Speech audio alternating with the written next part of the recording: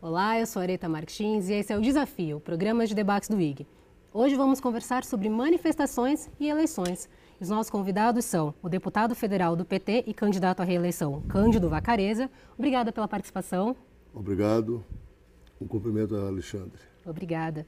E Alexandre Morgado, que é voluntário do GAP, que é o Grupo de Apoio ao Protesto Popular. Alexandre, obrigada por ter vindo até aqui. Obrigado. Os brasileiros tomaram as ruas de diversas cidades a partir de junho do ano passado. Os protestos começaram contra o aumento de 20 centavos na tarifa e tomaram grande força. E agora que a gente está em anos de eleição, será que isso vai se refletir nas urnas? Sobre isso que a gente vai discutir hoje. Deputado, qual a sua opinião? Olha, minha opinião é não e sim. Por que não?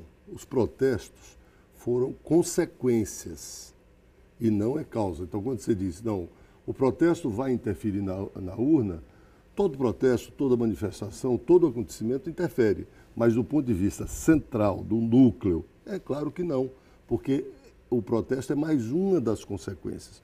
O que vai interferir nas urnas são os debates que levaram ao protesto. Aqueles protestos, eu acho que tinham três coisas assim muito claras. Primeiro, contra a qualidade dos serviços. Segundo, contra o valor dos serviços públicos. Terceiro, movimentos contra a corrupção. E teve muita gente que quis surfar naquelas manifestações. Eram manifestações importantes de um segmento da população, não era toda a população, não quer dizer que os 200 milhões de brasileiros estavam apoiando, eram manifestações importantes, como foram. Mas a consequência eleitoral disso depende do debate que seja feito. Dentro daqueles jovens, no meio daqueles jovens, tinha gente que votava no PT, no PSDB, em todos os partidos. E o Brasil vai debater qual é o projeto, qual é o programa de governo para os próximos 4 anos. E não um ponto específico, ou 2 ou 3, que foram debatidos nos protestos. Alexandre, você participou de quantas manifestações? Desde junho até aqui, mais de 80 manifestações. Então, qual que é o seu ponto de vista?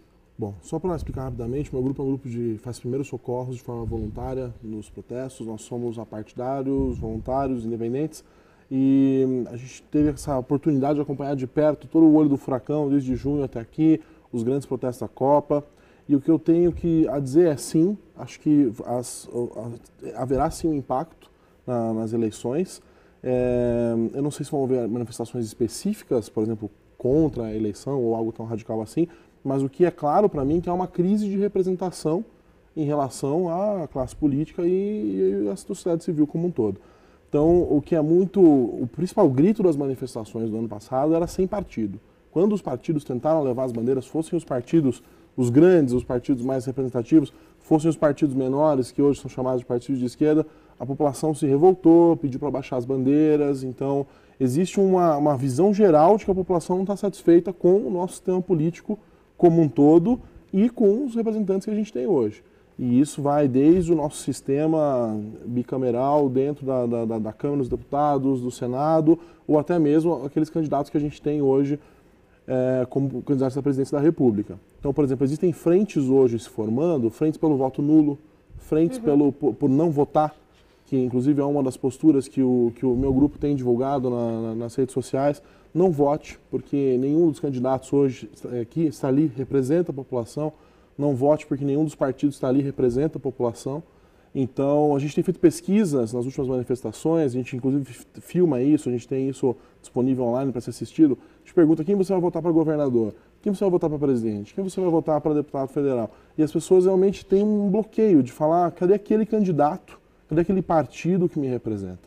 A gente tem 33 partidos hoje e esses 33 partidos foram negados nas ruas, nas manifestações. Aí eu penso quão grande é a crise de representação para que nenhum desses 33 possa estar ali ao lado do povo na rua. Então isso é toda uma crise muito séria, né? Então deixa eu aproveitar e te fazer uma pergunta seguindo essa linha. Durante as manifestações, elas começaram contra os 20 centavos, mas ganharam grandes proporções, como a gente comentou aqui no começo. Era contra os problemas de saúde, pedindo as reivindicações foram imensas. Saúde pública, reforma política e tudo mais. Existe algum candidato, ou é possível que um candidato reúna tudo isso e consiga atender a todos esses pedidos que foram feitos nas ruas? Na minha opinião, não. Na opinião do meu grupo, não. E ainda existe um outro ponto que mesmo que esse candidato existisse, como é que vai ser a governabilidade dele? Ele vai conseguir passar para frente aquilo que importa para a população quando todo o resto do sistema está jogando contra? Eu vou dar um exemplo rápido. O presidente do Senado hoje, que é o Renan Calheiros, é um político que tem 3 acusações de corrupção no Tribunal Superior de Justiça hoje, peculato, falsidade ideológica e desvio de dinheiro público, e foi lá eleito pelo Senado com a maioria dos votos, 56 votos de 74. Ou seja, o Senado inteiro está jogando contra a população, está apoiando um candidato que não representa a população. Houveram dezenas de manifestações fora Renan Calheiros de junho para cá e foram absolutamente ignoradas. Então é só um exemplo de como todo o sistema está jogando contra aquilo que é o interesse da população hoje. E o senhor, deputado? Eu não concordo com o Alexandre, respeito as manifestações dele. Eu acho que existe uma crise de representação no mundo, dado as mudanças nos meios de comunicação que nós estamos vivendo. Na Grécia Antiga, você tinha uma população pequena e você tinha democracia direta. As pessoas iam em praça pública e falavam. Eu estou falando de Atenas, não de Esparta. Depois, do século XVI ao século XX, nós criamos uma forma de representação que foi a democracia representativa parlamentar, com uma sociedade de 200 milhões de pessoas. Você não pode fazer uma assembleia de 200 milhões de pessoas, a não ser que eu seja autoritário, reúna 1 milhão e diga que 1 milhão fala por 200. Fala por 200 quando o cara vai lá e vota. Só que hoje nós temos um meio de comunicação, esse debate pode estar sendo assistido na China e as pessoas poderiam querer interagir. Então nós temos que reinventar a democracia. Esse não é um fenômeno brasileiro, não é um problema do Renan, não é um problema da sociedade brasileira. Esse é um problema mundial. Esse termo, inclusive, vocês não nos representam, surgiu na Espanha, se eu não me engano, em movimentos na Espanha. Não é daqui. Então nós temos que reinventar. Eu estou dirigindo o processo da reforma política na Câmara, assumi apenas há um ano, e já estabelecemos uma outra proposta. Fizemos um processo de consulta amplo pela internet, que não é o caso aqui da gente discutir. Fizemos uma outra proposta de representação, passa inclusive pelo voto facultativo. Mas o senhor ouviu essas manifestações? O que era pedido nas ruas? Ouvimos, mas eu seria autoritário se eu te dissesse ouvir. Nós ouvimos, vemos, mas eu tenho posição. Então nós vamos debater. Nós temos que encontrar um jeito de representação. Nenhum, porque reúne 1 milhão, pode dizer que fala pela sociedade, nem aquele que teve 65 milhões de votos, como o Lula, pode dizer que fala pela sociedade. O Lula teve 65 milhões de votos. Certo? Então, o que nós estamos no momento é o seguinte, nós temos que fazer a reforma política. Estamos engajados, vamos ver o método de fazer que envolva a população brasileira. Esse é um fenômeno mundial que nós temos que trazer para hoje. Outra coisa que nós temos que ter muito em mente, o Brasil, a partir do governo Lula, ganhou importância política, importância econômica. O povo do Brasil mudou de vida, mudaram a agenda. Eu me lembro quando, em 2002, eu lutava para o salário mínimo chegar a $100. Seria como eu chegar hoje aqui, quero o salário mínimo de R$228. Hoje o salário mínimo já é outro. Lutava para ter escola, lutava para ter calçamento de rua. Agora nós queremos o padrão FIFA nas escolas. Eu quero uma escola de tempo integral, com no máximo 25 alunos por sala de aula. Eu vou colocar a educação como minha prioridade para o meu próximo mandato. Mas o outro pode colocar outra coisa, mas tem uma forma de decisão. Se você não respeitar essa forma de decisão, quem é que vai governar? Como vai governar?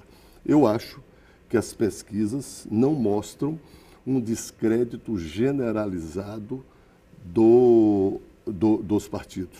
A população vai votar, vai escolher, vai ter um método. Quem não quiser votar, não vota. Quem quiser votar nulo, vota nulo. É democrático. E depois nós vamos decidir como nós vamos governar o país. Eu queria voltar um pouquinho ao nosso tópico de manifestações. Uma frase que o senhor disse, a manifestação é uma forma, mas não tem um conteúdo. Queria que o senhor explicasse um pouco mais disso, porque para mostrar mais um pouquinho o seu ponto de vista. Eu vou dar um exemplo de uma coisa muito mais radical. Vamos chamar de revolução. Você teve revolução chamada burguesa, revolução do capitalismo, que a principal foi a Revolução Francesa. Você teve uma revolução socialista, comunista, de 17 na União Soviética, você teve uma revolução muçulmana no Irã, já no século XX, no final do século XX, na década de 70, você teve uma revolução no Irã. Aquilo é uma forma de manifestação. Você pode ter uma manifestação de rua.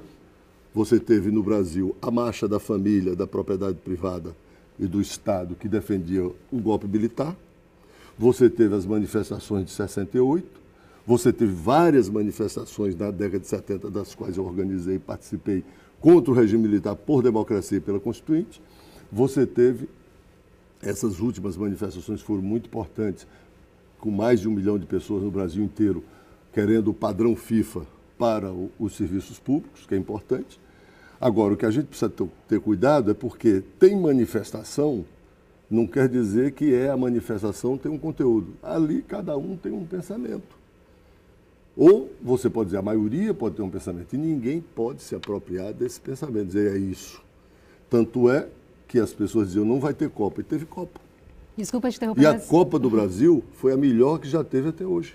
Pois é a Copa das Copas, como ficou conhecida. Alexandre, brevemente, você quer fazer um comentário? Quero. Eu preciso discordar muito desse termo que se usa padrão FIFA, porque o padrão FIFA é o padrão, do superfaturamento, o padrão da violação dos direitos humanos. Eu preciso deixar isso claro. A Copa aconteceu e ela foi a Copa das Copas para alguns. Para aqueles 250 mil pessoas que foram despejadas de suas casas ilegalmente, não foi a Copa das Copas. Então, acho que a gente deixou de olhar muito para um lado social quando embarcou nessa história de Copa do Mundo. Já foi, agora vamos ver o que a gente faz em seguida. Mas o termo padrão FIFA, para muitos, é um termo que significa uma coisa negativa, um termo que significa violação de direitos humanos. E a gente viu muito isso na rua nos últimos tempos. Eu preciso discordar do deputado em alguns pontos, que é o fato de que as ruas foram ouvidas. Elas não foram. Quando a Dilma chamou os movimentos sociais para debater, quem que ela chamou? A CUT e a UNE. Ela chamou a base governista dela para debater. Os movimentos sociais não foram ouvidos. O que mais falta hoje é diálogo. O que eu gostaria de ver hoje é os representantes do governo, poderia muito bem ser um representante da Câmara dos Deputados, ou do Senado, ou do governo, do Poder Executivo, realmente ouvindo aquilo que os movimentos sociais têm a dizer, porque isso não está acontecendo. E, em compensação, o que está acontecendo é uma repressão duríssima dos movimentos sociais. Então, a gente teve agora o caso dos manifestantes que foram soltos, tanto no Rio de Janeiro quanto em São Paulo, mas foram presos sem provas, foram presos de forma totalmente inconstitucional.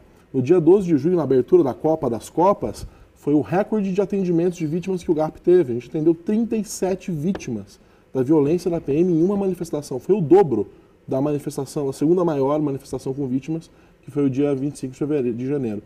Ou seja, a gente tem um Estado que hoje está reprimindo a população que tenta se manifestar, não está ouvindo as reivindicações populares e está se preparando agora para investir em reforma política, sem ouvir a população como deveria. Então, o que acontece? A gente tem um descrédito da população, e aí eu vou pegar o exemplo do Lula.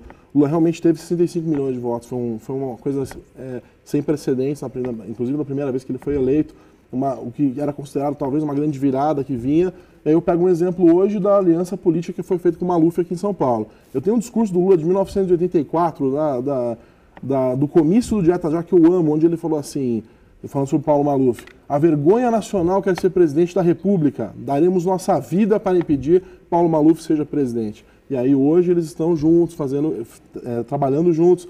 Mesma coisa com o PMDB, mesma coisa com o Sarney. Só peço que seja um pouquinho breve na sua resposta, porque o nosso tempo está quase acabando. Esse tipo de coisa só mostra que a classe política hoje não está alinhada com aquilo que a população veja. Está todo mundo vendo isso, está todo mundo extremamente decepcionado. Claro que quando a gente fala do Brasil inteiro, são 200 milhões de pessoas, como eu estava falando, dá para assumir que isso é uma representação nacional, e a gente tem uma vasta maioria da população que hoje não tem acesso à informação como deveria.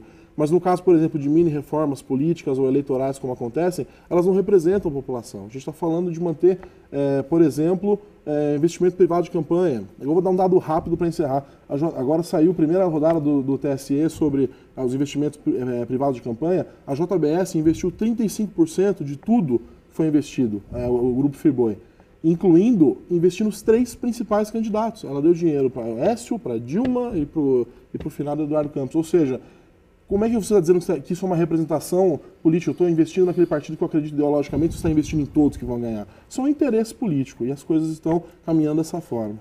Deputado, por favor, seja breve. Como disse, nosso tempo está bem no finalzinho. Eu vou usar 10% do tempo dele. Na sociedade, todos têm interesses políticos, econômicos, mesmo aqueles que dizem que não têm.